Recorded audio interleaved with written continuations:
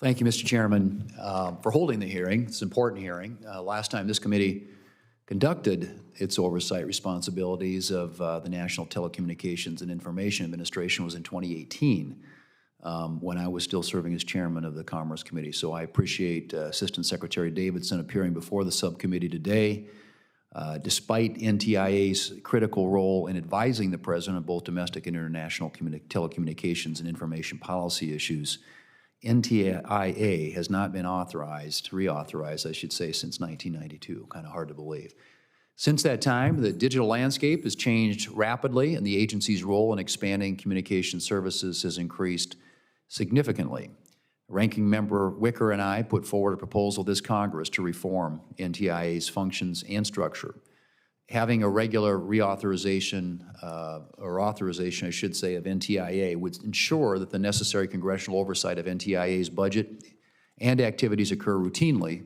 So it's my hope that this committee can work together on advancing that legislative effort.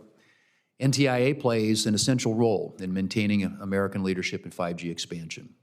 Next-generation telecommunication services like 5G will require the identification of more spectrum, both licensed and unlicensed, including spectrum currently allocated for federal use. We need to build on the successes of the Mobile Now Act and beat China for 5G Act in order for all Americans to reap the benefits of these advanced wireless services.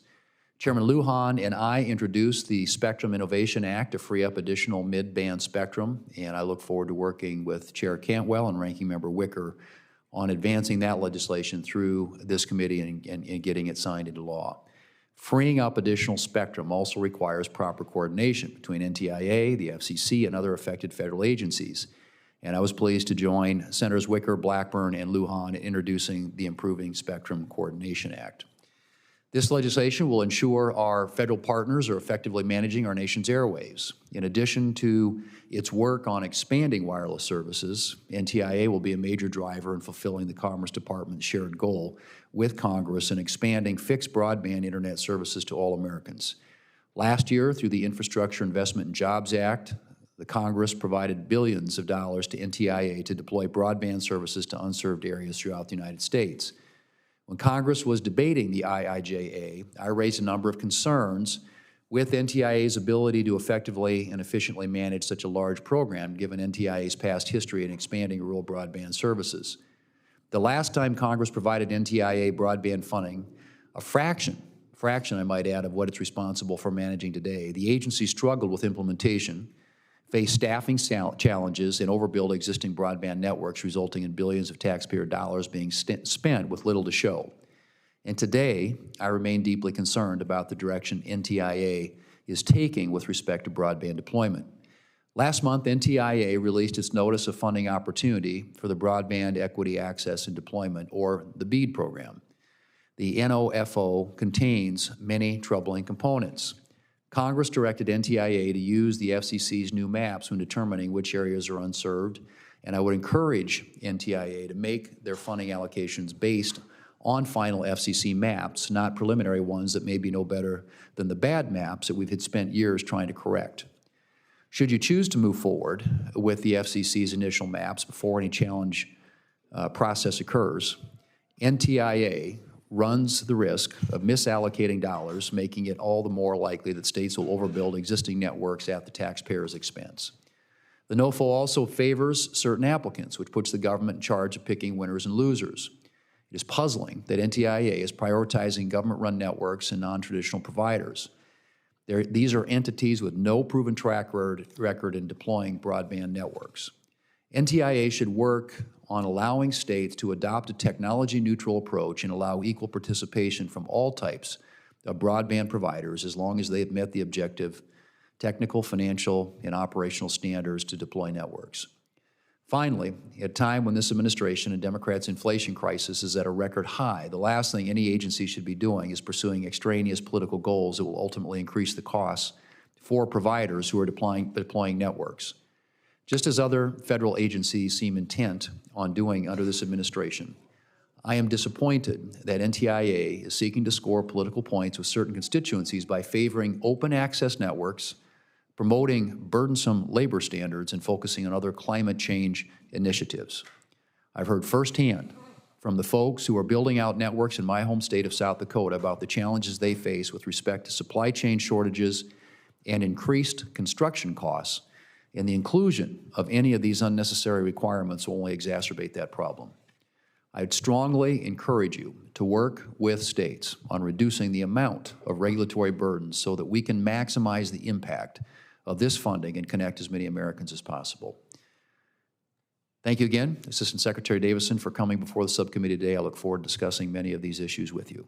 Mr. Chairman, thank you. Mr. Chairman, let me just start by getting at some of these issues that have been raised by the ranking member and as well as in my opening statement.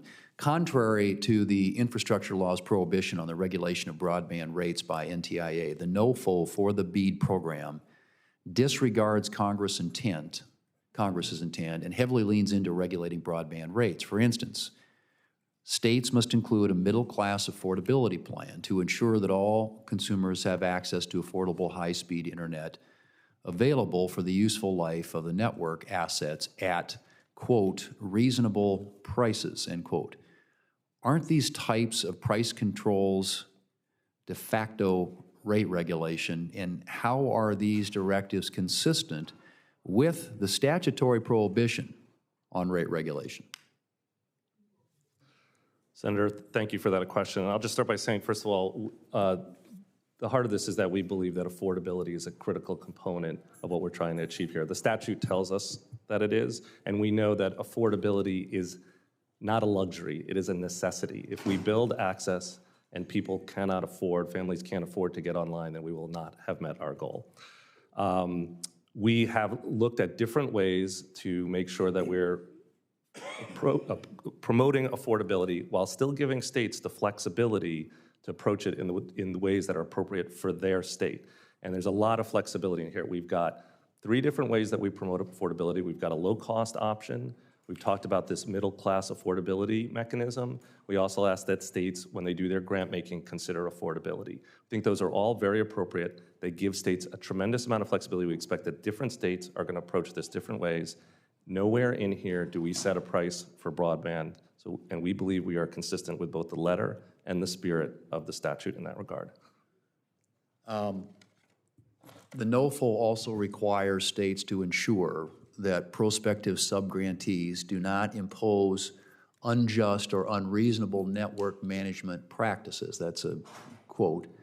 As you know, net neutrality requirements were not included in the infrastructure law. So can you clarify the intent of that provision, and will you make it clear that states are not authorized to impose net neutrality requirements on subgrantees as a condition of a BEAD award? Right. Well, first of all, we do believe that consumers should have control over the broadband that they pay for. But as I've said in testimony before, we believe that there are other agencies and organizations, parts of government, that are the right place to approach the net neutrality issue. The FCC chairwoman, when she testified in her confirmation hearing, indicated her intent to do so. Congress could take that up. This is not our role. There are several reasons we included that prohibition, if you're getting federal funding and building a federal funded network, against unreasonable network management practices.